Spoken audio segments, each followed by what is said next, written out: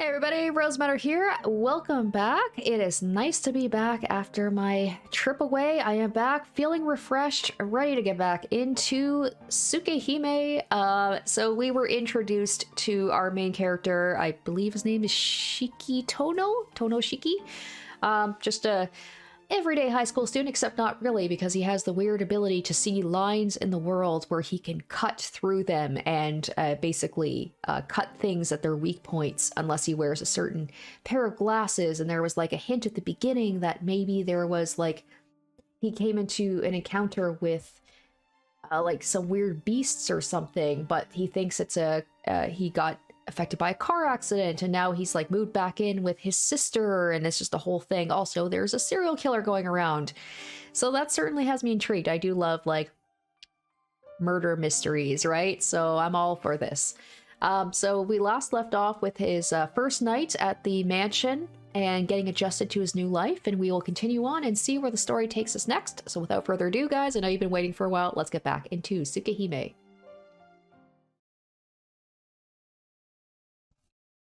Okay, we're on day 2 now. Sensei told me my eyes could see the points where things could easily be broken, and if that thing were to be a person, then what I would see would be their vital spots. Lines which, if cut, could break something apart without any effort. With those lines, even things as hard as steel could easily be cut. In other words, everything in existence has its destiny of breaking internalized within it. This is something inescapable for anything with a physical form, Shiki. That's what Sensei had said. I was still a child back then. I remember finally understanding what she meant and getting scared. In other words, the world is full of cracks, and it could collapse at any instant. There are scribbles all over the ground, then there's a possibility the earth would start breaking apart if I walk over it. When I realized what she meant, I thanked Sensei from the bottom of my heart for the glasses she gave me. I couldn't have gone on living if I had continued to see the lines all the time. The points where things could easily be broken, there isn't a single advantage to being able to see them. Good morning. I hear an unfamiliar voice. It is morning. It is time for you to awaken, Shiki-sama. Stop calling me Shiki-sama already. I told you yesterday. It sends chills down my back. I wake up. Hisui stands far from the bed like a statue. Where am I? Good morning, Shiki-sama. The girl in a maid outfit bows. Ah, yeah, I came home, right. I push myself up, looking around the room. In the instant, I feel a sharp pain in my temples. Huh? Are you looking for your glasses? Hisui gently hands me my glasses. Whew, I let out a breath. Last night, before I went to sleep, I had the feeling I was seeing the lines even with my glasses on. It seems like it was just my imagination. Maybe it's because I slept in an unfamiliar room, but my mind is hazy. Shiki-sama, Hisui calls out to me. Shaking my head, I shake away my sleepiness. Good morning, Hisui. Thanks for coming to wake me. There's no need to thank me. It is my duty to come and wake you, Shiki-sama. Hisui gives a plain and completely expressionless response. Even in an unfavorable light, I think Hisui's features are beautiful. It should be wonderful for such a girl to wake me up every morning, but as Hisui never smiles, I don't feel that happy about it. What a shame. If Hisui had only half of Kohaku's brightness, she'd be really cute. Do you need something? Realizing I'm looking at her, Hisui stares straight back at me. No, nothing at all. Waking up with you there makes me feel like I'm really at the Tohno mansion. Now then, getting off the bed, I stretch out both arms. Suddenly, I realize I'm wearing pajamas. I'm sure yesterday Huh? I thought I slept in my uniform last night. Yes, since it is bad for your health to do so, Nason changed your clothes and put you to bed after. Oh, that's even weirder. That's somehow weirder that she was the one who changed me, rather than the maid doing it. Hisui explains it as if it is something perfectly natural. I see, she changed my clothes. It's true, I could have caught a cold if I had just slept like that. Just the kind of attentive service you'd Oh, right. I keep screwing it up. I keep thinking when she says Nason that they're talking about his sister. No, she's talking about her sister. I apologize, guys. I feel like I'm gonna make that mistake a couple of times. Just the kind of attentive service you'd expect from a maid. Hey, wait a minute. I quickly check my pants and underwear. My pants are brand new pajama pants. Even my underwear is new. What? I want to say, what the hell did you do? But somehow the words are stuck in my throat. I've got to calm down and think things over for now. And let's see. First of all, half the blame belongs to me. And the one who changed me wasn't Hisui. It was her sister, Kohaku-san. It would be wrong to complain to Hisui. Hisui? Yes, what is it? Her name is hard for me. Like, it feels like it doesn't quite roll off the tongue for me. You don't have to do anything uncalled for like this from now on. If you have to, please wake me up. I can change myself, so I'd like to do so. My face is a deep red as I say all this. Hisui obediently nods in affirmation. Your uniform is folded and awaits you over there. Please, come to the sitting room after you've changed. Damn it. How careless could I be? It was careless of me to begin with when I fell asleep on the bed like that. But to have not woken up while I was being changed is over the top, right? Usually I would have sensed it, but maybe I was just really tired. I think something is afoot in this mansion. I feel like in these types of games, whenever there's a Western-style mansion, there's always something fishy happening. Complaining to myself isn't going to change anything. I can't just keep standing here talking to myself like an idiot. I'd better hurry up and change, then go have breakfast. My school uniform is neatly folded, and my shirt is even ironed. Passing my wrist through the sleeves feels good. It's that fresh, brand new feeling. No, there's nothing wrong with being naked, is there? Yep. There's nothing wrong with it, but I couldn't help being embarrassed at the fact I was being changed by the warmly smiling Kohaku-san. To top things off, the face in the mirror keeps smiling from time to time despite being bright red. Are you really okay, Tohno Shiki? I thought you were supposed to be uneasy about staying here, you amateur. Akiha and Kohaku-san are relaxing in the sitting room. Akiha is wearing the uniform of the Asagami Ladies' Academy, a famous school for young girls. They are drinking tea together gracefully, as if breakfast ended a long time ago. Alright, so for this one we want to greet both of them. Good morning, you two. Good morning, Shiki-san. Wearing a white apron that suits her, Kohaku-san replies with a smile that could not possibly be any larger. On the other hand, Akiha just casts a glare at me. Good morning. You certainly took your time this morning, Nissan. She certainly knows how to put a damper on things. Took my time? It's barely past 7. It only takes 30 minutes to get to school from here, so I'm actually up early. So, you're saying you're going to finish breakfast in just 10 minutes? You're not some starving dog. If you're going to eat breakfast, I'd like you to take your time. Akiha's words really do have thorns. I'm not a dog, Akiha. Then I remember, speaking of dogs, there is what happened last night. Hey, about what happened last night, does that happen every night? What? Akiha tilts her head slightly in response to my question. It seems the point of my question has completely failed to reach her. I'm talking about what happened last night, the noisy woof woof woof racket. Even you wouldn't have been able to sleep with that going on, right? Nissan? What are you talking about? What? I'm talking about last night, of course. Around 11 at night, some stray dogs were barking their heads off. Akiha and Kohaku-san exchange looks, and then together, they both look back at me. It's like they think I'm some kind of nutcase. I can't just let this slip by. I'm not asking you anymore, Akiha. Kohaku-san, it was really noisy last night, wasn't it? Was it really? I did think the wind was quite strong, but the only unusual thing I found while looking around late at night was you, sleeping in your uniform on top of your bed. Ah, yes. I'll be more careful from now on. What? What happened, Kohaku? Oh, nothing in particular. Shiki-san just had bad sleeping posture, that's all.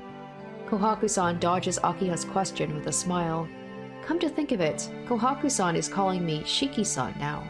It seems like Hisui passed on my message from last night.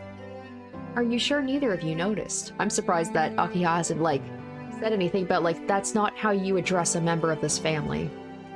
Are you sure none of you noticed? Those dogs were barking for 30 minutes straight last night. Woof, woof, woof, woof. If that isn't noisy, I don't know what is. Haha, it really was a woof woof panic, wasn't it? Somehow, I get to the feeling Kohaku-san has missed the point. Well, that's basically how it is. Huh, I don't remember anything like it. You don't either, do you, Kohaku? No, I don't. Sorry, Shiki-san. So either, like, for some reason I'm the only one who can hear it, or they know about it, but they just don't want me to know about it. There wasn't anything particularly like that last night that I can remember. Then it's decided. The only possibility left I can think of is that Nissan had a dream about it. Well, now that she mentions it, maybe it was a dream, but... You must have had a nightmare because you aren't used to the mansion yet, Nissan. Oh, I know what. If that stray dog barks again tonight, perhaps we shall start keeping an extra vicious guard dog here. A malicious giggle comes out from Akiha. I am now out of time, so please excuse me, Nissan. Please do take care not to get attacked by any dogs on your way to school. Akiha leaves the sitting room. Kohaku-san leaves to escort her to the doorway. Now seems like a good time to come to a conclusion. Given what's happened from last night until now, it's a no-brainer to work out that, for some reason, Akiha really, really hates me. I leave for the lobby after I eat breakfast. The breakfast Kohaku-san made for me. Hisui's in the lobby waiting with my bag. Will there be enough time, Shiki-sama? Yeah, it's not even 20 minutes to school from here if I run. It's 7:30 now, so I could make it even if I take the long way. Satisfied with my explanation, Hisui nods. Very well, I will escort you out. Yeah, thanks.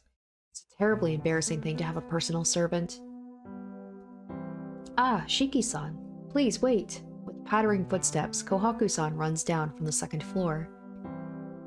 Hisui steps back and falls silent as Kohaku-san appears. Huh? Weren't you with Akiha? Lady Akiha goes to school by car. Since I had something to give you this morning, I stayed behind. Something to give me? Yes, this came from the Arima family yesterday. Or Arima family.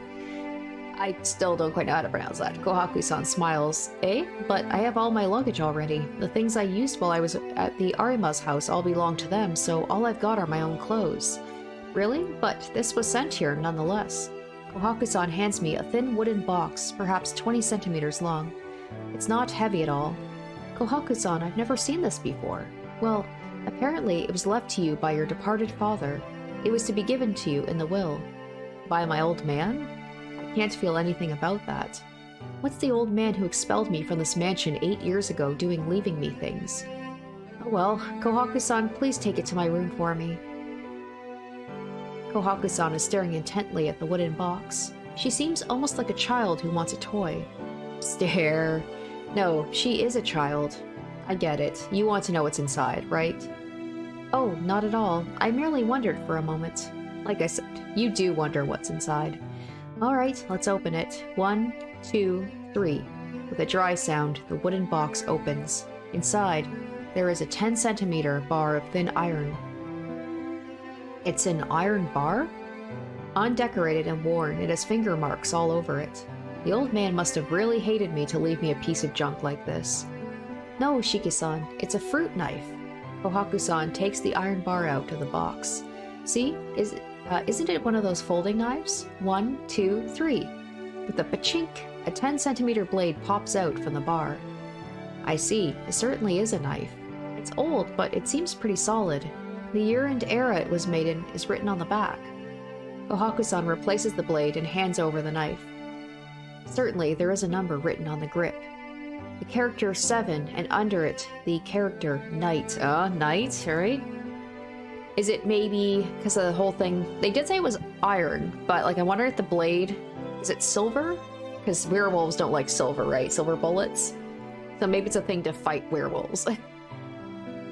Nason, there's no era by that name. It just says, Nanatsu Yori. Surprised, I turn around. Hisui, who's been silent until now, is looking at the knife over my shoulder. You surprised me. Hisui, you should say something. You don't have to look over my shoulder like that, you know. If you want to see it, I'll show it to you. Ah, Hisui's cheeks suddenly become a little redder. Please excuse me. The knife is so beautiful. I could not help myself. Maybe she's into weapons. Beautiful? You really think it's beautiful?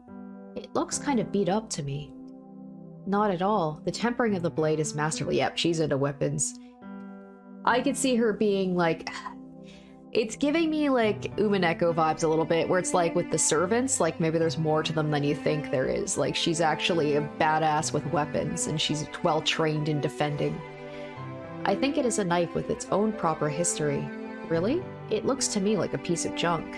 But since Hisui seems so convinced, I begin to feel the same thing. In its own way, I guess it's not such a bad inheritance. 7 knights. Maybe that's the name of the fruit knife. Maybe, though I can't imagine him naming a knife like that. Whatever the case might be, it's obvious that it's an antique. Well, in any case, I believe in taking what's given to me. I replaced the blade and put the knife in my trouser pocket. Shiki-sama, have you had enough time? Or have you enough time? Ah, I have to get going. Well, Kohaku-san, thank you for the delivery. You're welcome. Kohaku-san smiles and waves.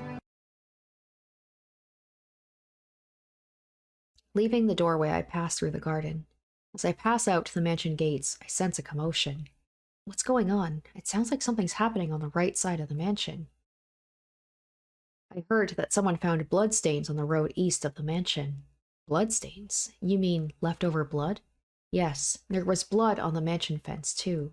The police came to inquire about what happened last night while you were sleeping, Shiki-sama. Right, and the 2 girls, the sister and Kohaku, didn't utter a peep about that. Maybe they wanted to keep me, like out of the loop. Didn't want to worry me for whatever reason. Does that mean someone died? No, all that has been found are the bloodstains. The east side of the mansion, that's around where the man in the black coat was last night. Bloodstains, traces of blood. Bloodstains, traces of red. Come to think of it, I get the feeling I saw something red. Shiki-sama? Eh? No, it's nothing. Shaking my head, I shake off the bad images. Well, I'll be going now. Thanks for seeing me off, Hisui. Goodbye. Please take care on the way. Hisui bows deeply. I'm not sure what to take care about, but she's probably just worried about my health. Yeah, thanks. You take care too, Hisui. It's only right to repay good intentions with good intentions. With an energetic wave of the hand at Hisui, I leave the gates of the mansion behind.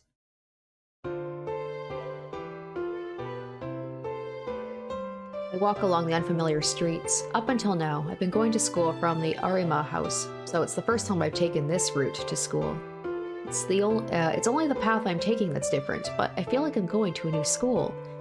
There doesn't seem to be a lot of students from my school around. Apparently, there are not many who live around here. 7:30 in the morning. I can't see anyone running along the streets in a school uniform except me.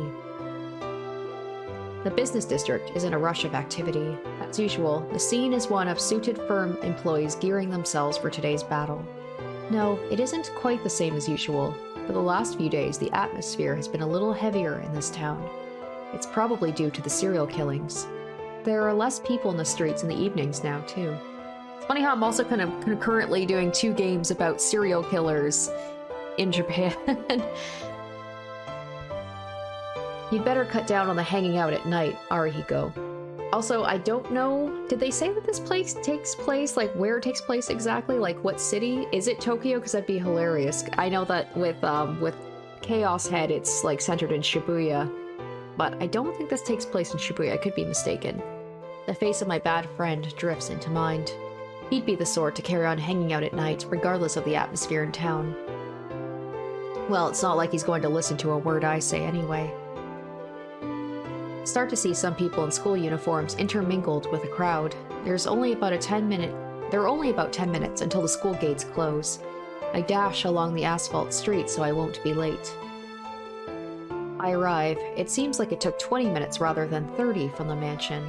I'll need to leave around 7 if I want to go slowly, since I ran several times on the way. The classroom, just minutes before homeroom, is full of commotion. Scattered all over the classroom are my classmates, intent on talking until the teacher arrives. It's like a festival in here, even though there are only a few minutes left. I ease my way through to my seat next to the window. Then, Yo, you're late, Tohno. In stark contrast to the otherwise pleasant classroom, there is someone waiting with a big grin on his face. And in addition, good morning, Tohno-kun. He's accompanied by someone very unexpected. Senpai, why are you in our classroom? Dumbfounded, I point to CL-senpai like I'm looking at a ghost. Huh? Is it so unusual? I was just wondering if you were in class, so I decided to come over and see you, Tohno-kun. Unusual? The seniors never come to the junior classrooms. There's all sorts of reasons, but the biggest one is they're just too far apart. Oh, I see, Senpai nods with a serious face. You don't have to worry about that. Despite my appearance, I'm a fast runner. It takes me less than a minute to get to my class downstairs from here. Senpai emphasizes her point. I guess she's just not the kind of person who cares about what other people think. Quit whining, Tohno. What's wrong with it anyway? Senpai's here because she wants to be.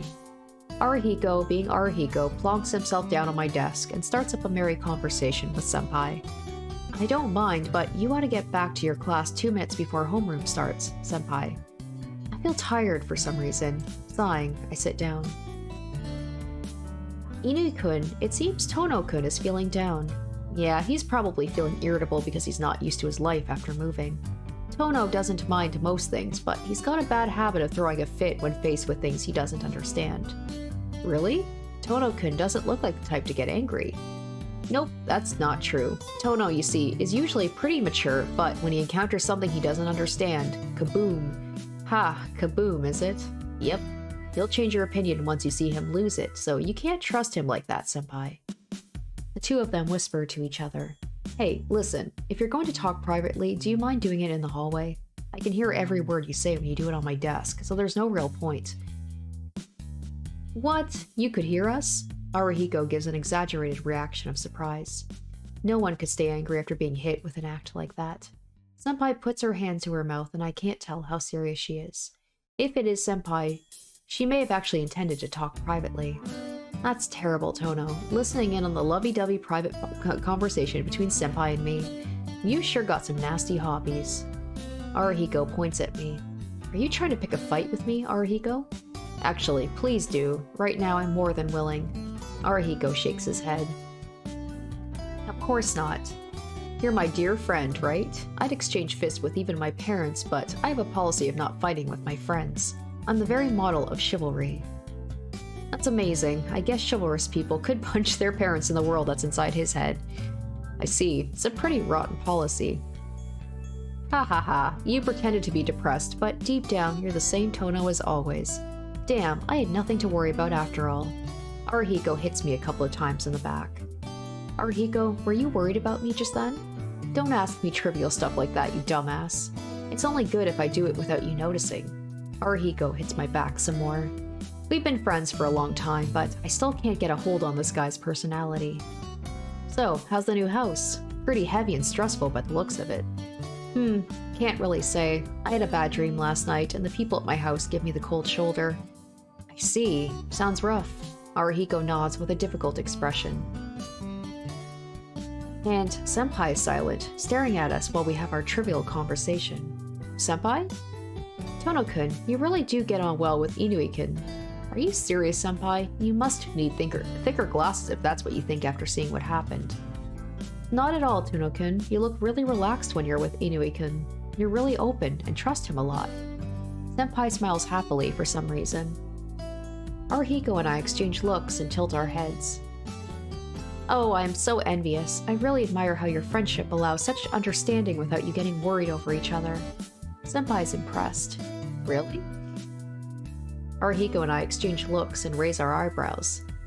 That's right. It's just you two don't realize it. But maybe it'll end if you do. In that case, it'd be best if you two remained just as you are. Truly a miraculous balance. Well, I guess you could say our relationship is a miraculous tightrope. Arihiko nods in agreement. I guess that's one point we perfectly agree on. It's almost time. I'll be going now. Did you watch the news this morning, Tohno-kun? No, the house I moved to doesn't have a television, so I can't watch the morning news. Is that so? Well, I'll just ask you straight out then. There was a big mansion on today's morning news. Is that where you live? Eh? This morning's news. Now that she mentions it, Hisui said the police had come to talk. Yeah, that must be my house. I heard the police came this morning to ask us questions. Is that so? You mustn't be out playing late at night, Tohno-kun. Senpai leaves quickly. I watch her silently. And... Tohno. What? I'm not listening to any more of your trivial garbage. It's not trivial. It's becoming a big problem. You've become so familiar with Senpai that she even comes here to see you. Arihiko stares at me gravely. Well, I don't know anything about it. I've only started talking to her recently. Maybe she just came here on a whim today. Come to think of it, aren't you pretty familiar with her too? No way, man. It's taken me 7 days to get her to remember my name. Oh? That's unusual. Wasn't it your policy not to deal with girls you can't pick up in a day because they're too much trouble? That's for normal girls, but Senpai is different. I've kept it a secret all this time, but actually, You like senior girls who look good with glasses on, don't you? Ugh. Arihiko's face turns red. You knew all along, my dear friend. Yeah, I knew. We're friends after all. We get along and we've got the same interests. Sometimes the writing on this feels like a little bit unnatural. I love just like, who talks like that? Like, we are friends and we have the same interest. It's like the thing where, like, I think in the first episode when they introduce, it's like, we are friends, but we are also rivals. It's just like, we have been like that since we were kids. It's just like, nobody talks like that. I see. You can understand how good Senpai is too, can't you? Hey, wait, granted, I know this is an older one. I think this is like, this was the first one. I don't know if this has been like rewritten. I know that there's the remake, like the whole, like there's a whole new one that came out recently. I don't know if this is like exactly how it was in the original. So this is like what, mid 2000s. So I'll give it a little bit of slack, but it's like, yeah, it feels, I don't know, compared to Fate so far, it feels like the writing is a little bit more clumsy. Yeah, like I said, we've got similar interests, right? That's why we're into the same type of woman. Arihiko nods in agreement and heads back towards his own seat. I guess it was a short friendship, Tohno. Yep, exactly right. I wave Arihiko off. The teacher comes in at about the same time.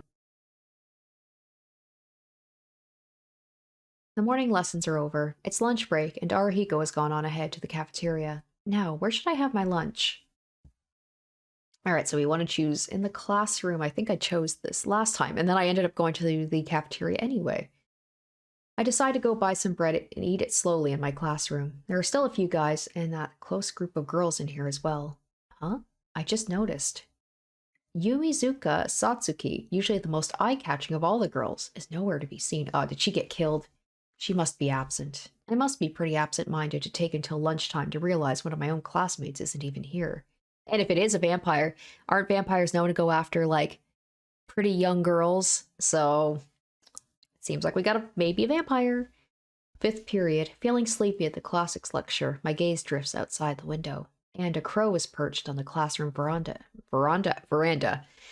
Not the blue crow from last night, but just an ordinary black one. With its black eyes, the crow stares inside the classroom through the glass window. Aren't, like, crows a sign of death? Like, it's being like, a student was killed. I'm some sort of messenger. I don't know. Maybe I'm looking too much into it, but it's true. It's unusual for a bird to perch there, but it's not like it's some major event. Ah, suddenly it comes at me. My vision gradually goes white as my sense of balance goes crazy. My field of vision sways. It feels like something is building up in the back of my head, and my brain feels heavy. Crap. I know this feeling. It's the precursor to an anemia attack. The blood that's been building up inside the blood vessels in my brain form black clots and slushes around inside my head, causing my vision to go black. If I had to describe it, I'd say it feels like darkness is pushing from my brain outward toward my eyes. This is bad. I don't usually collapse in the middle of class, but fumbling in a world of darkness, I blindly use my desk for support. Even that becomes useless. I can't put any strength into my fingers. All I can do now is fall towards the floor. Excuse me, sensei. And something hits me roughly in the back. Tohno's looking pretty bad, so I'd like to take him to the infirmary. Arihiko. At some point, Arihiko has come up to me. Are you really feeling bad, Tohno? I can hear the teacher's voice from his lectern. I think I'll be Man, he's totally out of it. Wouldn't it be better for him to leave early? Arihiko makes this outrageous proclamation loudly. I see. If you say so, Inui, then there's no mistake about it. I've already heard about Tohno's health from Kunifuji-sensei. Tohno, if you're not well, you may go rest in the infirmary or leave early. Sheesh, I don't know what's with him. It seems the classics teacher has complete trust in what Arihiko says. Come on, you can go now. Your face is pale and all, but no one's going to know you're feeling bad until you tell them, you know.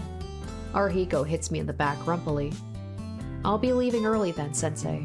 The classics teacher nods solemnly. Sorry about making you worry needlessly, Arihiko. Don't worry about it. We've been inseparable since middle school. I can tell when you're about to collapse from anemia. Arihiko heads back towards his own seat. Expressing my thanks with a look, I dragged my leaden body out of class. I leave school. It would have been better to go lie down in the infirmary, but at this hour, it'd be after school by the time I wake up. That being the case, I decide I'd better go lie back down at the mansion, even if it means pushing myself. I think I'm feeling a little better. I breathe in the outside air and feel a little rejuvenated. Sheesh, I'm surprised at my own body. 8 years ago, the price of recovering from that near-fatal injury was becoming prone to sudden oh my gosh, why can't I talk? Anemia. When I first left the hospital, it would happen at least once a day. Collapsing from dizziness became a daily routine for me. After some time, probably because my body had grown, spontaneous dizziness and anemia became rarer. But from time to time, things still trigger dizzy fits, and I still lose consciousness. Today, I was lucky that Arihiko caught me. Usually, I wind up passed out on the floor. Taking a slow and deep breath, I draw fresh air into my lungs. I can feel the blood pooled around the center of my head begin to swirl around again, so I head away from the school. I veer onto the main street. Once I get through here and leave the residential district, it's a direct path to the Tohno mansion. Ugh, crap. It looks like I haven't fully recovered yet. Putting my hand to my forehead, I realize it's hotter than usual. I'm not going to do myself any good by pushing myself here until I collapse along the side of the road. I guess there's no helping it. Disgusted with myself, I lean on the guardrail. I'll rest for a bit until I manage to calm down. I don't have much to do, so I just stare idly around the street. It's just past noon on a weekday, but the street is filled with passers-by. Crowds of walking people, nameless people without personalities, walk straight ahead without even casting a glance at the people walking beside them. Even though there are so many people here together in this crowd, in the same space, they only see one thing. Everyone is their own main character, so they only live the day from that perspective. And so, without really interacting with anyone else, they each end the day by themselves. In a way, you could say it's a very lonely thing. I begin to think melancholy thoughts, perhaps a result of my fever. I guess I'll go home now. I feel calmer, but all I'm doing here is wasting my time with pointless thoughts. And getting up from the guardrail, I resume heading home to the mansion so I can rest. That is, until I see her. Hey, there she is. There's the main girl. I've seen her. It's funny, I didn't even realize she was from Tsukihime. I've just seen, like, pictures of her occasionally, like, usually when she's in the cat form. And then when I was, like, looking up stuff on Tsukihime, I was like, oh shit, it's her. Casually. All I did was casually cast my gaze into the crowd, but my vision freezes. Thump. Golden hair and red eyes like a vampire. Her clothes are white, as if they are a symbol of herself. Thump. My pulse races. My veins and arteries spring into action. My nerves split, one after the other. My spinal cord goes berserk, as if it's about to leap out of my back. Thump. The girl walking in the crowd is just beautiful. A distant dizziness comes back to me. My consciousness swims, falling. Thump. I can't breathe. My fingertips tremble. The blood isn't reaching them. My whole body feels cold, like I'm freezing to death. Thump. My heart beats in a rush, urging me to hurry up. Ah! I can stand it no longer, and unintelligible words escape my mouth. Maybe what he encountered. Maybe he encountered her, like, 8 years ago during the accident. There was a whole thing about, like, the people being, like... Then again, I did say that seemed more of, like, a beast. So maybe she's a beast, but red eyes, I think, vampire. But, like, the fact he has such a visceral reaction to her, so it feels like it's almost like he's encountered her before. And don't vampires, like, don't they age very slowly? So, I don't know. I can't think. My brain tells me one word. Thump. Just one word repeating in my brain. Her. That girl. I'm going to... Wheeze, wheeze, wheeze. I feel sick. I can't breathe. It hurts to breathe. For some reason, I can't remember how to breathe properly. My throat is burning. My eyes are about to burst. My palms are soaked. I feel so cold, but I'm drenched in sweat. Pants, pants, pants. I have to follow her. I have to follow that girl. Chase her, chase after her, and talk to her. My frozen feet begin to move. My breathing is ragged like that of a beast. I chase after the girl in white. The girl walks slowly. She doesn't realize I'm following her. If I run after her now, I can talk to her, and ask her name. Ask her name? Who am I kidding? I know very well that's not what I want to do. I know, but I don't know. Am I like, because the thing is I'm anemic. Am I secretly a vampire? Like, did something happen to me and I'm a vampire and I'm like, I see a pretty girl and I'm like, I want blood. I want her blood. I know, but I don't. It looks like I want to do something else, but I can't precisely put what I want to do in words. The inside of my head is misted over like a rain cloud. My throat is hot. I can't breathe. But so what? It's only natural, right? I've just seen that great woman. It would be impolite not to get excited, wouldn't it? Stop her and ask her name? Ha! Give me a break. I'm not a kid after all. I don't fully understand it, but there is only one thing I must do. I walk with my hands in my pocket. I mean, I hope it's just drink her blood. It seems like something else. It's just creepy. Just like basically stalking this random woman. My fingers feel steel. Oh god, he wants to kill her. Hee hee, how fortunate. The tools are all here. She walks. I leave plenty of room between us. That'd be wild if I ended up playing like a horrible, like vampire killer. Like maybe I'm secretly the serial killer and I just like black out and I have no memory of it. So she won't notice. So the other people around us won't suspect. She and I are complete strangers. That's why I have to do my best to make following her look natural. She walks into an apartment building. I don't go in yet, but instead watch from outside. She takes the elevator up. I hope this is like not actually happening. I'm like, maybe because I'm playing Chaos Ed, I'm just like, hopefully this is just like he's having almost like a delusion, like he's imagining what he would do and not actually doing this. She takes the elevator up. The elevator stops at the 6th floor. I check the common mailbox on the 1st floor. There are 5 mailboxes for the 6th floor. I touch one of them and feel a sharp sensation. I smell it. There's no mistake. Her room is the 3rd one on the 6th floor. I enter the elevator and press 6.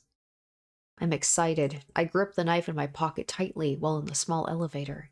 She's very close by. Just a little more and I can blank her. Just thinking about it makes me feel ecstatic. My whole body feels like a sexual organ just before climax. This is wild. I did not know what to expect from this game, but wow. I get off the elevator. The 6th floor corridor is empty. This is good. Quickly, quickly.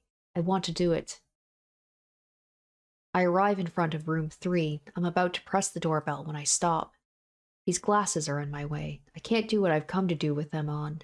It's a promise, Shiki. You should never cut those lines thoughtlessly. Long ago, a woman once told me such a thing, but right now neither her name nor her face come to mind. Slowly, I remove my glasses. I can see the black lines, and not just them. Has something happened to my eyes?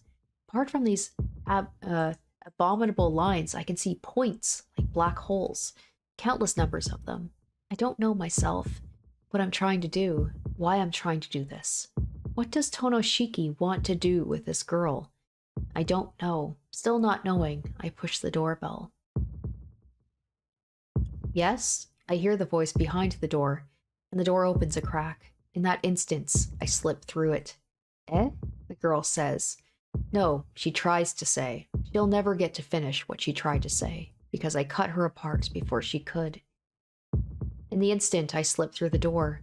Not taking even a second, I draw the knife across the lines running through the girl's body, stabbing, slashing, piercing, driving, splitting into pieces. Completely and utterly, I kill her. The black lines that divide her into 17 pieces.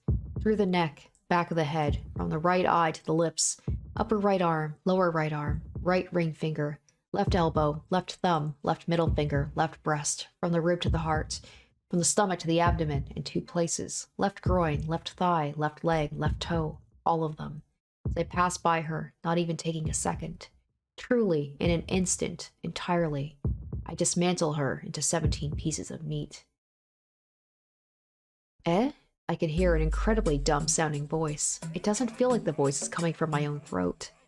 Dizziness. The minced pieces of the girl lie before my eyes. Red blood all over the wooden floor like an overturned bucket of water. There's the choking scent of blood. The cuts are very clean, so her insides don't spill out. Only the color of red goes across the ground. Strange. There's nothing in the room. Nothing but the girl's scattered limbs and me standing there dumbfounded. What? Sea of red blood is spreading over the floor. In my hands I grip my knife, the murder weapon. She's dead.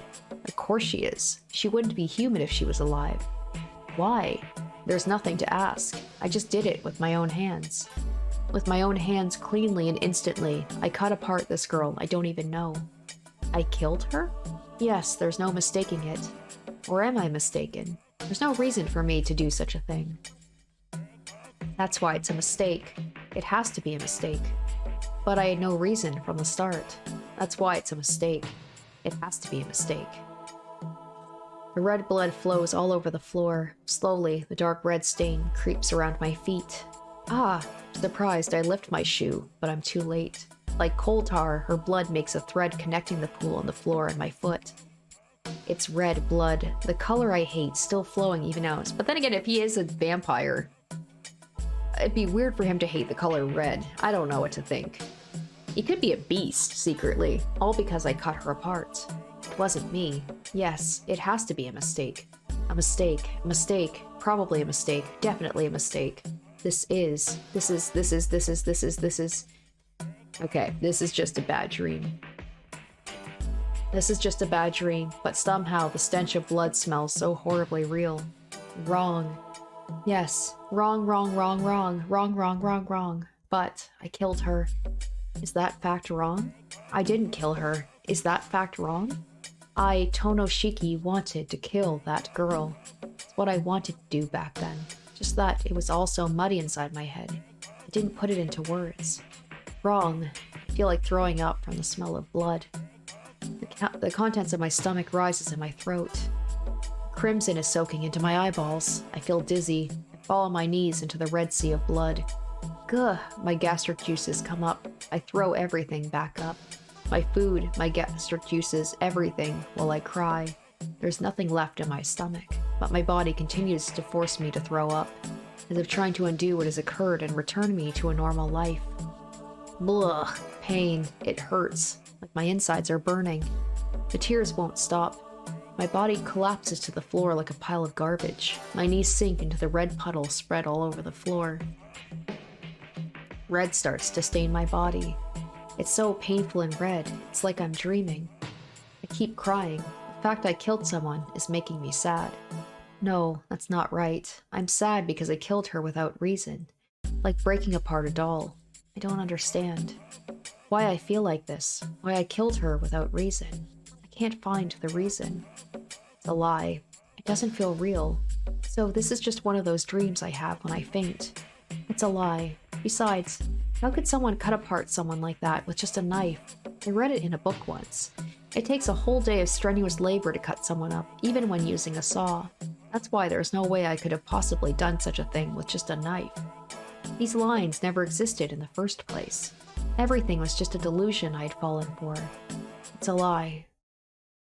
Puh, gastric juices drips all over my lips, passing out of my mouth, dripping down my jaw. Mixed with the juices is something red. My throat is probably bleeding because my stomach keeps trying to throw up even when there's nothing left. It hurts. That's why this isn't a dream, and I'm just lying to myself. It's all lies. Actually, I understand everything. I lusted after her. Just looking at her aroused me. When I cut her apart, it was so thrilling, I almost ejaculated. These eyes, too. If I knew these lines could cut things apart like paper being shredded, I should have understood even a person could easily be cut apart like I just did to her. I had lived a normal life without even thinking about something like that. If I really am the sort of dangerous person who could easily kill just about anything, then I should have put out these eyes or lived a life without seeing anyone. I'm sorry, Sensei. I'm so sorry. Not even such a simple promise was I able to keep. Have I gone insane? I was like, if this is a dream, if this is a delusion, it's going on for a while. I don't know. There isn't even a trace of that impulse left. The thought of holding back never crossed my mind. I didn't even consider trying to stop myself. Kill the girl. It had seemed like the obvious thing to do, and I went through with it. And the answer is simple. I must be insane. I've probably been mad since 8 years ago.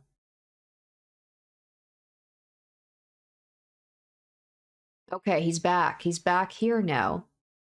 What? So did he... So he did it? He actually did that. This girl that seems to be such a big part of the story, there's no way she's actually dead. Like, she's the character that they show, you know, in this game. Like, okay, I can hear the sound of rain coming from somewhere. It's raining. I'm in a daze. My throat hurts when I try to breathe. Ouch, I can speak. Shiki-sama? Then I become aware of someone's presence near me. My room. Somehow, I'm in my own room. Good morning, Shiki-sama. Hisui. Yes, how are you feeling? Hisui asks me an odd question. There's not a single thing wrong with my body, but... Why? Yes, why? Why am I asleep in a place like this? Even though I was about to say killed someone, but I stopped myself. My brain tells me I shouldn't say those words. What am I doing here, Hisui? Do you not remember? Your school called to say you left early. However, you did not come back even after dusk, so when my sister went to look for you, she found you resting in the park. Park? You mean the park near here? Yes, when she found you, you were resting on the park bench. Then you returned to the mansion on your own feet. You've got to be kidding. I don't remember any of that. I do not believe it is such an odd thing that your memory is unstable, Shiki-sama. It is difficult for me to say this, but when my sister brought you back, you were in a daze. I don't remember any of this, but I have no reason to doubt what Hisui says. Yes. Yeah, it's already 9 o'clock. I don't remember anything. Yes, when you returned to the mansion you said you wanted to sleep. My sister suggested we call a doctor, but you said it happens all the time. I see. I guess I do collapse from anemia all the time, but this time it's different, because I killed someone. Huh? What did I look like, Hisui? Huh? My clothing, I mean. Was my uniform, with the blood? It was stained with blood. Your uniform was dirty, so I'm washing it. Washing? You mean those blood-stained clothes? There was certainly mud on it, but nothing like blood. Eh? But it was so... Even though I was on my knees in a sea of blood and both my arms and legs had been completely soaked red? Have you had a nightmare of some sort, Shiki-sama? You looked like you were having a bad dream until now, and you do not look fine. Hisui stares at my face. A dream? That? A dream? Was it a dream? That feeling, that smell of blood, that hideously beautiful white girl. No, maybe you're right. It's just a bad dream. Oh, I breathe out slowly. That's right. That's got to be a bad dream. There's no way I would break my childhood promise to Sensei needlessly and for no reason. I'm finally awake. Nothing about murdering someone just like I promised I wouldn't take the glasses off. Yes, if you are feeling better, I will go prepare dinner now. Dinner, huh? I know it's just a dream, but the color and smell of blood still lingers in my mind. No, it's fine. I'm just going to sleep like this tonight. More importantly, Hisui. Yes, what is it, Shiki-sama? Well, it seems like I came back after dusk. Did Akiha say anything? Akiha-sama was not home yet at the time. She came back about 2 hours ago and was informed of your condition through my sister. Hisui seems to silently ask, what about it? Oh, it's nothing. I was just wondering if she was disgusted with me for causing her trouble on just the second day after I've come back. It did seem like Akiha-sama was distressed, but I would not say she was disgusted. Saying that, Hisui takes a step away from me. Well, I will be leaving now. Please call for me if you need anything. Yeah, thanks. Oh, one more thing I forgot to ask. Yes, what is it, Shiki-sama? It's raining outside. When did it start? Before you came back, Shiki-sama. When my sister found you, you were drenched. I see. I can't even remember that. It seems like it was a pretty serious case of anemia. If that's the case, I shouldn't have pushed myself. I should have just rested at school. Good night. I'm really sorry about today. Please express my gratitude to Kohaku-san, too. I understand. Good night. A dream, huh? It's like I don't even know what I felt. But if I can't understand what happened or how I feel about it, how do I know it was just a dream? I can hear the sound of the rain outside. My mind still feels a little heavy. I glance down at my chest. The old wound from 8 years ago is still distinctly there, like a burned scar. Ah, on top of my desk lies the knife my father left me. The old blade which had cut that white girl into 17 pieces. That was a dream, nothing more. I repeat this over and over again, trying to placate myself until I sleep. But when I was a child, I think someone once told me, don't tell lies that can't even fool yourself. Alright, day 3. The Black Beast. When I come to, it's morning. Maybe the rain stopped. I can't hear it anymore. It seems clouded outside, and the sunlight through the window is dim. Taking a deep breath, I get out of bed. I didn't sleep well last night. Over and over, as I was about to fall asleep, that scene would replay in my mind and keep me awake. A crimson floor and limbs everywhere. Reason and memory are liabilities at a time like these. They force me to remember things I only want to forget. It's just a dream. Why am I so bothered by it? Yes, just a dream. I should forget it quickly, without a moment's delay. Knock, knock. Someone knocks on the door. It's past 6 o'clock in the morning. Who could it be this early? Excuse me. Shiki, Sama, are you awake? Yeah, I've been sleeping since yesterday afternoon, so I'm awake early. What about you, Hisui? What's happening at this time in the morning? Hisui falls silent. Yeah, I was gonna say, is that Hisui? She looks, I don't know, she looks less stoic. Is this actually Kohaku? Actually, now that I look carefully, I notice she has my school uniform in her hands. I see. You brought me a change of clothes. I know that her hair looks similar. Maybe she's just distressed by something. Maybe she saw something on the clothing and she's like, oh shit. Yes, I am sorry. I've shown you something you do not wish to see. Hisui keeps silent. What is it I didn't want to see? I don't get it at all. I don't understand, but thanks anyway. Just leave the clothes there. I'll get changed soon and go to the sitting room. Hisui nods in assent. Very well then. Please excuse me. Hisui begins walking silently, only to suddenly turn around. Shiki-sama, if you have the time, I will also prepare a bath for you. A bath? In the morning? Yes, you are terribly dirty, Shiki-sama. Would it not be best for you to wash before you go to school? Hisui asks me with her usual lack of expression in a disinterested voice. Now that she mentions it, I am dirty. I'm surprised they didn't wash me in my sleep like when they changed my clothes before. I did collapse from anemia in the park yesterday after all. So, it's not unnatural. Yeah, would you mind doing that for me? I'll have time for that before I go to school if it's this early. I understand. Please come to the bathroom in about 20 minutes. Hisui sets my uniform down and leaves the room. It's still 6 o'clock in the morning. With nothing to do, I spend the 20 minutes in my room staring at the ceiling. I enter the bath and pour water over my head, which makes me feel a little refreshed. I take a deep breath as the cold water soaks my hair. What a terrible dream. There's got to be something wrong with me, having a dream where I kill a beautiful woman like that. Just one day of living in an unfamiliar mansion is enough to give me dreams like that. I hate to think what the days ahead are going to be like. I've really got to get it together. I clear my head with another splash of cold water and wash myself. Ow. I feel a sting as the towel touches my throat. What's this? I look at my neck in the mirror. How did this happen? My throat is red and swollen. It's almost as if I injured it by repeatedly throwing up. What? I return to my room and change into my uniform. It's barely 7 o'clock. Astounded at how much clearer my head feels after the bath, I pick up my bag and leave the room. Maybe they did see the blood on my clothes and they were like, we're not going to tell him about this.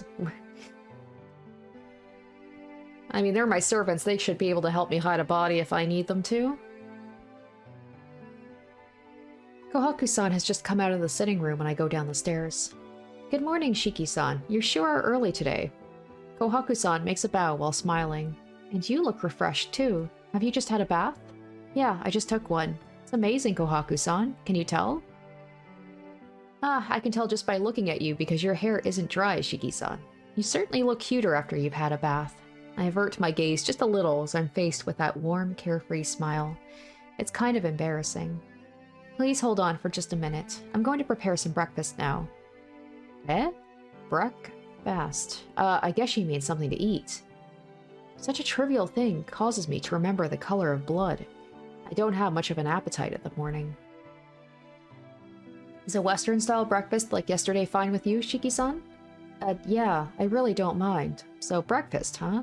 That bath felt so good I almost forgot about it. Really? You didn't eat last night either, so I was talking to Hisui-chan about how maybe the sound of your stomach might have woken you up. Haha, no. Sadly, that's not the case. I've been a light eater since I was little, so I often skip 1 or 2 meals at a time. I see. Now that you mention it, you've got a nice body without any excess meat on. Damn, this girl is out of pocket sometimes. Could it be you're a vegetarian? Perhaps. Come to think of it, I get the feeling all I ate at the Arima house were vegetables. Oh shit. Maybe they knew, like, maybe I am secretly like a vampire or something and they were trying to like contain my bloodlust by not feeding me any meats. Like as soon as I get a touch of like blood from a steak or something, like it's all over. Kohaku-san busily heads to back to the sitting room, but I don't feel like eating right now. Maybe because he already got his fill. That's alright, Kohaku-san. I'll go to school without eating today. Tell Akiha for me. Bye. I head towards the doorway. Suddenly, my arm is tightly grabbed. Shiki-san. Eh? I can't believe it. Kohaku-san is angry. What are you saying, Shiki-san? Haven't you looked in the mirror this morning? Ah, well, I took a look in the bathroom mirror. You're lying. You wouldn't say something like that if you looked even once. Kohaku-san is seriously angry. Come to think of it, when I saw my face in the mirror, I think I saw death warmed over. I'll be fine. It's just I don't have a lot of blood in me, so I look worse than normal people. This won't do. You won't grow without eating breakfast. If you don't have an appetite, I'll prepare you something easy to eat. So please, go to the dining room. Holding onto my arm, she drags me toward the sitting room. I've got no choice. I really don't feel like going along with this, but I'll have to accept Kohaku-san's good intentions. Good morning, Nissan. How do you feel? Akiha greets me reservedly. That firmness about her yesterday is gone. I guess it's because she's worried about me. Ah, good morning. I'm feeling, well, good in a certain way. Returning her greeting, I head towards the living room, or the dining room. Ah, please wait here, Shiki-san. I'll call you when it's ready. Kohaku-san disappears into the dining room by herself, leaving me, a downcast-looking Akiha, and Hisui who stands emotionlessly by the wall. This is kind of awkward. Nissan, about last night, is it true you collapsed in the park? It seems so. I don't really remember it myself, but if that's what Kohaku-san and Hisui say, it must be what happened. Oh, stop talking like it's someone else's problem, Nissan. You have a weak body, so if you ever feel bad, please contact the mansion. I'll send someone to pick you up right away. Hey, listen, there's no need for that. I'm not a primary school kid. I can make it home by myself. Well, except clearly you can't. I can make it home by myself no matter how bad I feel. Then I guess the fact you could not make it home last night would mean you were a child. It sucks to admit it, but Akiha's right. Yesterday was different. That kind of thing is really rare. Look, just because I have chronic anemia doesn't make my body weak. There's no reason for you to worry about every little thing, Akiha. Yesterday was, you know, just a terminal case of bad timing. That's all. A terminal case. Please do not use such inauspicious words, Nissan. You have only just come back to the mansion. What would I do if you died? Akiha is seriously angry. Jeez, you take things too easily, Nissan. Please take better care of yourself. Even if you tell me that, I don't push myself as it is. I'm not in any clubs, and I do everything the doctor says. You'd have to put me in a sanitarium for me to get any better care. Yes, I would love to do that if I could. Avoiding my gaze, Akiha says something very frightening. As for Hisui, she's standing by the wall like a statue. I'm at a loss for conversation. There's still some time. Okay. Alright, we are going to talk about the mansion. Oh, that's right. What's happening with our mansion now, Akiha? What do you mean? If you're talking about ownership of the mansion, I am inheriting it. No, not that. The only people in the mansion right now are you, me, Kohaku-san, and Hisui, right? I was wondering what the rooms are being used for, and so on. Nothing. As a general rule, all the rooms except the ones we are using are locked. Your room is at the back of the second floor of the west wing, and mine is in the east wing. Hisui's room is right before the stairs on the west wing, second floor, and Kohaku's room is just before the west wing, first floor. Father's room is next to Kohaku. I hope I don't have to remember this for any reason. Father's room is next to Kohaku's room. That's open for now, too. Incidentally, the sitting room is the first right turn in from the lobby. In Akiha's words, it would be something like right before the lobby on the first floor of the east wing. The gaming room and guest rooms next to the sitting room are closed, but I will open them if you decide to bring friends here. The archives are... well, there are some bad rumors going around about them, so currently they are off limits. I see. Okay, got it. I get a strange, suspicious feeling about those off-limits archives, but for now, they have absolutely nothing to do with me. Shiki-san, it's ready. I can hear Kohaku-san's voice from the dining room. Right, I'm gonna go get some grub. Oh, Nisan, please refrain from talking in such an unrefined manner. Akiha shoots me a sharp glare.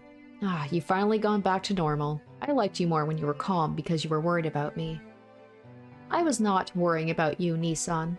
Akiha quickly looks away. Looking at her with a faint smile, I go to the dining room.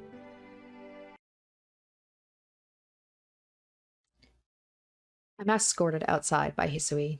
Please take care. Saying the same thing she always does. She continues to stare at me. Shiki-sama, what happened to you last night? Last night? Okay, yeah, so she probably saw something on my uniform that got her attention. Nothing in particular. I was just feeling sick at school, so I left early. I was on my way back when... On my way back? I just collapsed in the park. Well, I guess I was being careless, like Akiha said. Yeah, I'll be careful from now on. I'm not placing any blame on you, Shiki-sama, but you look like you were pushing yourself this morning. Please take care along the way. Okay, I thought she was going to call me out about something. She's like, are you sure you're telling me everything? Hisui makes a deep bow and sees me out. As I approach the school, I begin to catch sight of more and more students in uniforms. It's Saturday, so most of them are smiling while they walk. It's only a little way to the main gate once I pass this intersection. It's still only 7:30. Looks like I'll be able to go to school with time to spare today. The light turns red, and I stop in front of the crosswalk. The school fence is just on the other side. Since it's a school path, the footpath is protected by a guardrail. Even now, the students in front of me are heading towards the school gate. There's no one but students from our school on the other side at this time of day. There should be no one but the students, but between the cars rushing by, I feel like I catch a glimpse of someone in white. Oh shit. What? She's there, dressed in white with golden hair down to her shoulders, long slender brows and red eyes. I've seen her once before, but there's no way I can mistake her for someone else. But that's impossible. I killed her myself yesterday, cutting her into pieces. What? No, even that's a lie. It's all just a dream. Hisui told me so. No, she didn't say anything of the sort. It's just I wanted to believe it was a dream. Then it really wasn't a dream. But then, why? Why does she exist as real as anything? The light turns green. The students around me walk towards the other side. I'm the only one amongst them who stands there, stunned. She sits on the guardrail, her legs swinging idly as if she's waiting for someone. I can't tell how long she's been waiting, but her expression isn't a grim one. Who is she waiting for? She fidgets restlessly, as if she were waiting for her lover. I have a bad feeling about this. Ah, the girl in white looks over in my direction. It's probably nothing more than a coincidence. She's just a stranger who looks like her. She must be waiting for someone else. If not, then this moment must surely be a bad dream too. After all, I completely and utterly killed her with my own hands. But she's looking this way and smiling, looking very satisfied at having found the person who killed her. Her smile seems to say, "You've finally come." Giving a familiar wave and a smile, she hops off the guardrail. Fluttering her hair, she heads towards me. Don't come. This is a bad dream. The light turns red. Don't come near me. She doesn't even look like she cares, walking straight across the streets while the cars pass by. There's only a few meters between us. I'm telling you not to come. The reality before my eyes does not change even when I scream out. Screaming in a voice even I don't understand. I run from the girl in white. I run with all my strength. With no regard to embarrassment or shame, I blast through the passers-by, running full speed across the asphalt. Huff, huff. My breathing is wild, and my heart screams out. But still, I run. I feel like I'm going to go crazy if I don't. I look behind me. The girl in white is walking towards me. She's definitely following me. The girl I've killed is chasing me. That's more than enough reason for me to run. I'm just imagining him just running as fast as he can, and she's just like the Terminator, just slowly plodding along with a smile on her face the whole time, and yet she's catching up to me. My heart feels like it's about to explode, but I ignore it and keep running. When I look back, the girl is still there. With those light footsteps, she follows me as I run away. Huff, huff. My head droops down, my arms feel heavy, my legs feel like they're going to tear off. But despite that, I'm running with all my strength. It's true, she literally is just walking, and yet I can't get away from someone just walking after me. Huff, huff. My breathing is out of control. I think I've already run several kilometers. But even so, when I look back, she's always there walking towards me. Naturally, like she's taking a stroll, she follows right behind me. Ha ha ha. It's not funny, but I begin to laugh. Ha ha ha ha. I can't stop laughing. But even so, I run. My body complains that I'll die if I run anymore, but I keep running. The reason is simple. If she catches me, she'll kill me for sure. I ask myself what I base that on, trying to shake it off as mere imagination. But even as I try to console myself, I am the one who knows best it's true. There's no reason, no basis, no evidence. I already know that as a fact, that if she catches up to me, I will be killed. Ah! Pathetically, I collapse to the ground. I fall forward not because I tripped, but because I simply can't move my body a single step further. Kahaha. Lying there collapsed, I somehow manage to crawl my way to the wall. I try to pull myself up against the wall, but it's no good. My knees lose their strength as I try to rise, and I collapse back down. My body won't move anymore.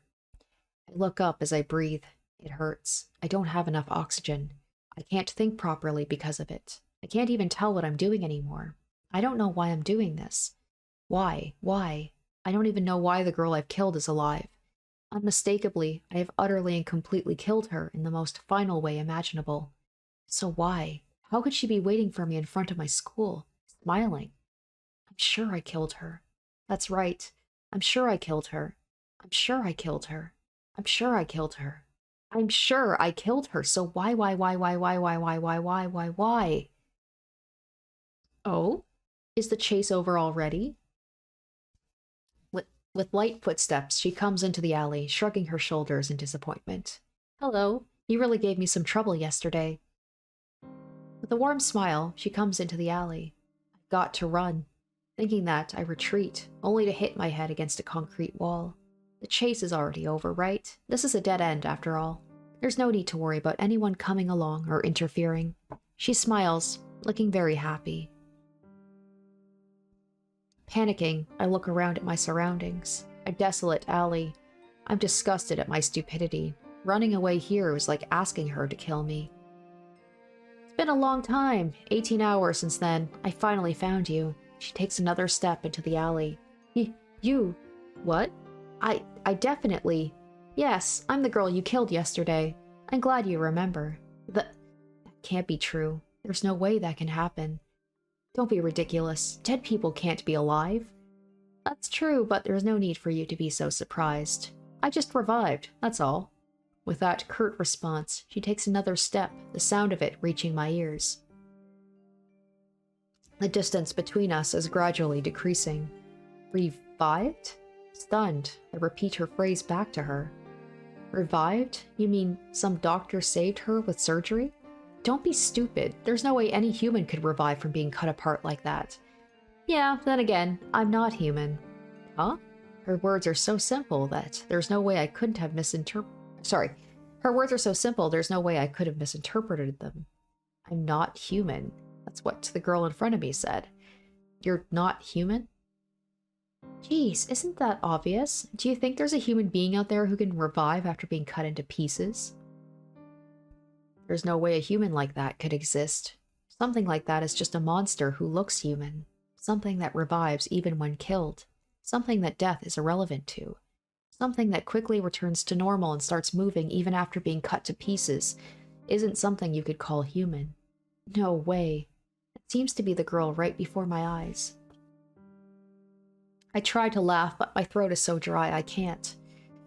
What the hell is that? It's not exactly a funny story. Besides, there's too many things in the story that aren't funny, because definitely, if she's not human, it explains why she's alive even after I've killed her. I start to calm down. This is a situation where I've got to observe everything and think it over. You said you're not human, so what are you? Me? I'm called a vampire! Okay, so we are okay, we got a vampire story going on. Love that. Okay, this is interesting. This is new. I don't know if I've done a vampire story before. To put it in your terms, I'm a monster who lives off human blood. Oh, good. Vampires, at least something I can easily understand. I see, you're a vampire. She smiles in satisfaction to indicate her assent. What a crazy reply. I've heard vampires can't walk around during daytime, but I guess that's a trivial matter right now. So, what does this monster want from me? For some reason, she recoils as if surprised. After a moment, she puts her hand on her hips and looks at me irritated. You've forgotten what you did to me yesterday? Even though you didn't know me, you cut me apart the moment we met. You've got to be pretty used to this to ask me what I want with you now. She looks more disgusted than angry, but right now, that's how I feel too, because someone I've killed is complaining to me about killing her. Hey, are you listening, murderer? Yeah, I'm listening. Sorry, can you shut up for a minute? I'm reflecting on how unlucky this is, even for me. Sheesh, I have the worst luck. There was a girl I wanted to kill for no reason, and I killed her on pure impulse. My memory wasn't clear after that, so I calmed down, thinking it was just a dream. But it turned out to be real. What's more, it turns out the person I've killed isn't even human. Ha ha ha, I can't help but laugh. But it's not all bad. If the person I killed has come back to life, that means I haven't actually killed anyone, right? Well, I suppose the fact remains I killed someone, but she's still alive. And that's something I should honestly be happy about. Yeah, with this, I should be able to get back to living my normal life. I know he's in a state of shock, but I love the idea that he just fully accepts the fact that she's a vampire. Like, I have to assume this is a world where vampires are like a mythical creature that shouldn't exist, and yet he's just accepted wholeheartedly. A normal school life, just like I did up until now. Well, in exchange, it seems I have been cornered by this strange person, but you might argue it's a heck of a lot better than becoming a murderer. Okay, I've calmed down. If you've got something to say, I'll listen. Complaints, grudges, whatever. Talk all you want. Yeah, I got a whole lot of things to say to you, but you're weird. I'm just taking everything in right now. You could say I built up a resistance to weird stuff like this. I don't think it's of much help in this case, though. Huh. She stares at me. It isn't malicious. It's strange. I thought that to get someone back when they got you is one of the common laws of the world. Then she should be trying to kill me, but... What are you staring at? You're here to get revenge, right? Then... Yeah, I guess I'm supposed to kill you back, in theory. I'll kill you if you really want me to, but otherwise, I'll pass for now. It's not very efficient that way. She stares at me head on. So, are you sorry? Eh? I'm stunned for a moment. The things she says are so out of place. I'm asking you if you're sorry for killing me. I'm thinking about forgiving you if you are, you see. Besides, I get the fact you're a pretty bad liar for a human. Sorry, me? Yep. If you apologize to me, then I'm fine with that. This is unbelievable. What's so unbelievable? Not that the person I killed is forgiving me, but her voice sounds so kind. Hey, you have to give me an answer. Or you have to give an answer when people ask you seriously, you know. Come on, hurry up and answer. We can't get on with things until we make it clear whether or not you're sorry. She's angry. Am I sorry? She asks. That goes without saying. Yeah, I regret it. It'd be funny if I was given an option to apologize or not to apologize, and then she would just kill me. No matter what the reason is, I did kill someone. Without mercy or reason. I killed just for myself. I do regret the fact I killed someone. But more importantly, the person I killed was you. And so, it's a lie that it's alright if she's alive. It's a fact I killed her. It's the ultimate violation. The greatest violence possible. So, you can get your revenge on me. I thought it was only natural you'd be here to get revenge. I hang my head mumbling like I'm confessing to someone. I see. You're not a bad person. She smiles. Despite calling herself a vampire, she has a very honest face.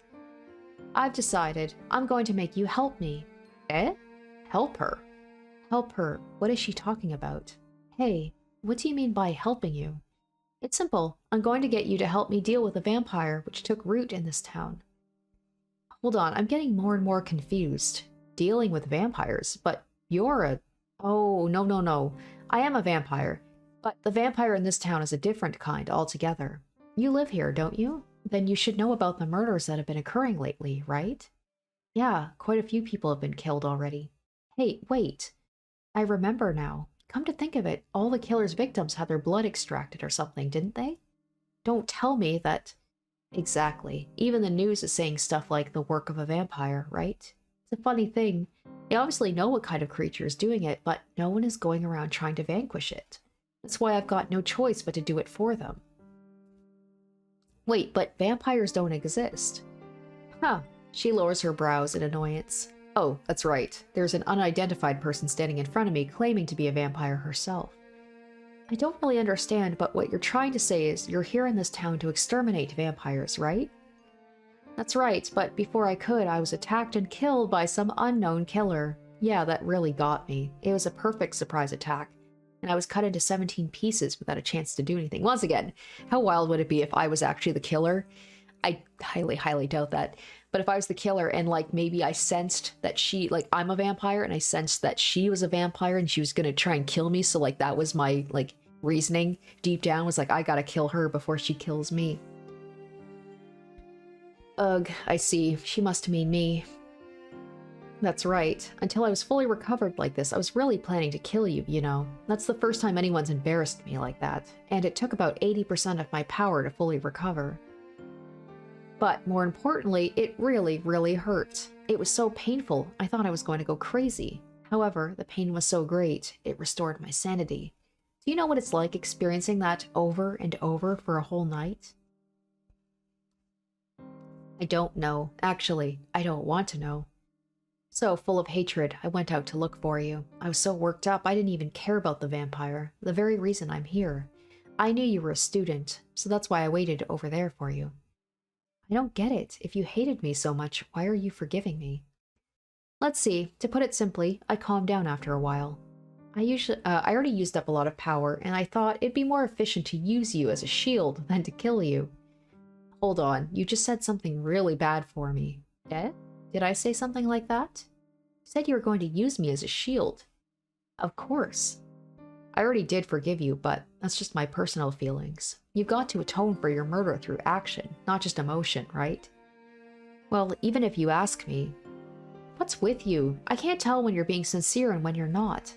Let me repeat it again. You killed me. You probably can't imagine it, but it takes a lot of energy to regenerate once you've been killed.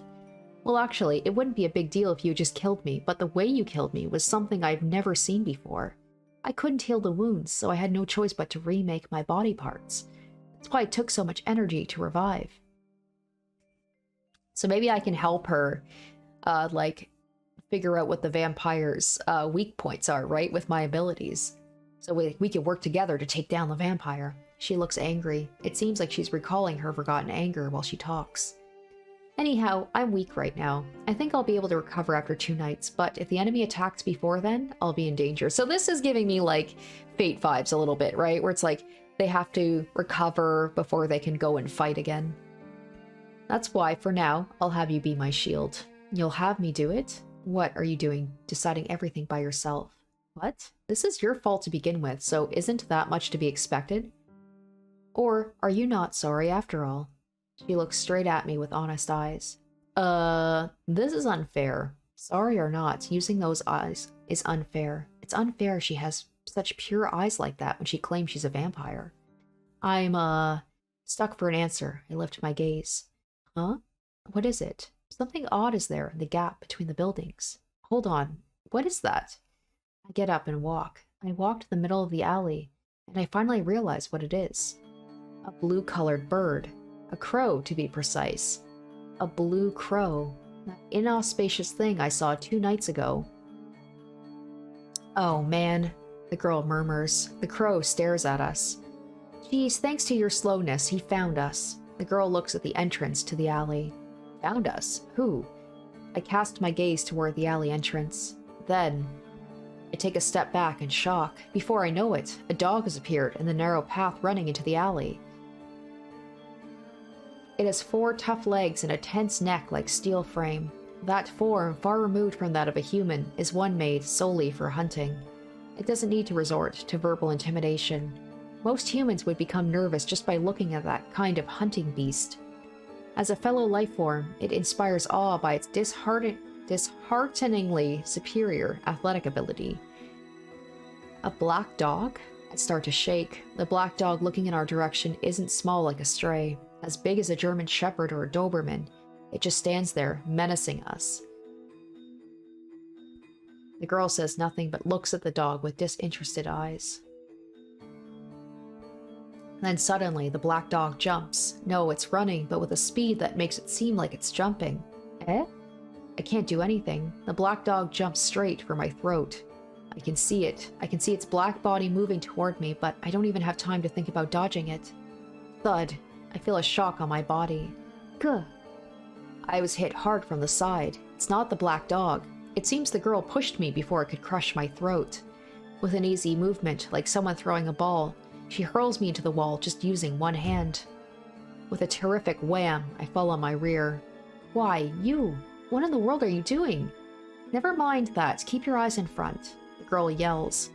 I look. Having lost sight of me, its target, the black dog bounds towards the wall. Sticking to the wall like a lizard, it jumps again. It bounces from the wall towards me. The dog's path is like black lightning. It's too fast. Oh god, that actually was a little bit of a jump scare. It's too fast. I can't react.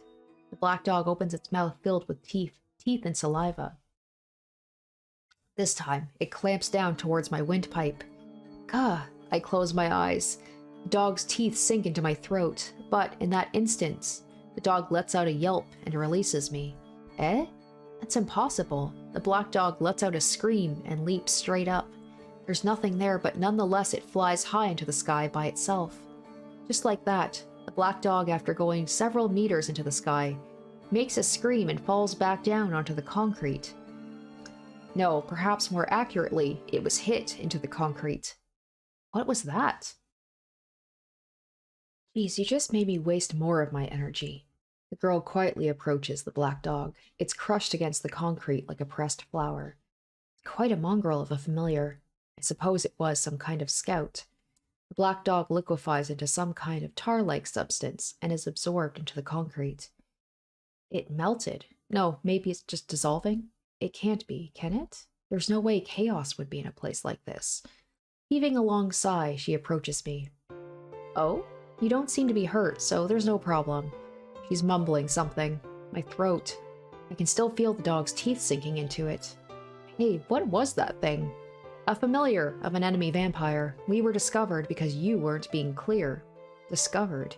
You mean by that enemy vampire you mentioned? Yeah, this isn't good. It looks like I really will need you as a shield now. She says it so casually and with a smile. Stop saying such crazy things, you idiot. You saw me. What did you think I could do? You're a lot better off by yourself. She's like, well, you did manage to take apart a vampire, so obviously you have some abilities. Not really. With the power I just used to protect you, I really am empty now. What? What in the world? I'm grateful she helped me just then, but still. I can't do it. I can't. I don't have the power to drive away something like that. Sorry, but I can't even be a shield.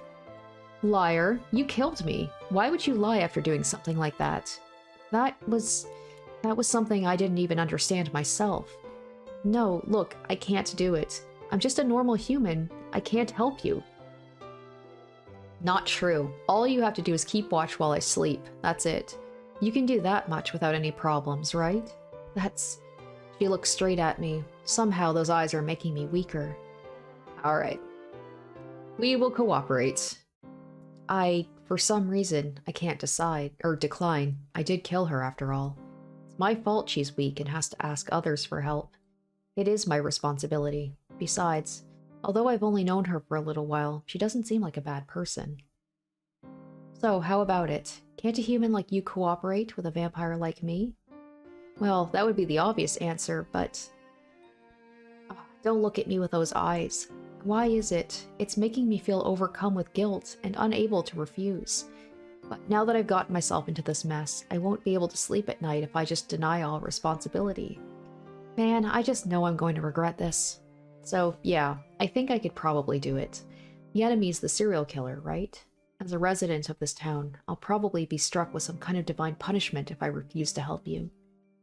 Eh? You mean...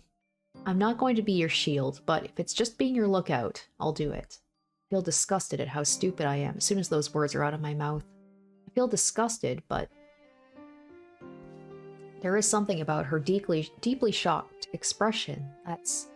Wow, are you serious? I'm really a vampire, you know. Hey, listen, why are you saying all this now after you've threatened me so much? That's true, but...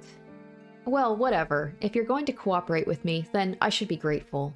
With a very happy expression on her face, she approaches me as I lie there on my rear up against the wall. Our contract is established. She extends her hand toward me. I guess I can finally introduce myself now. I'm... Arcueid. Oh gosh, oh boy. Okay, I'm gonna have to look up how to pronounce her name.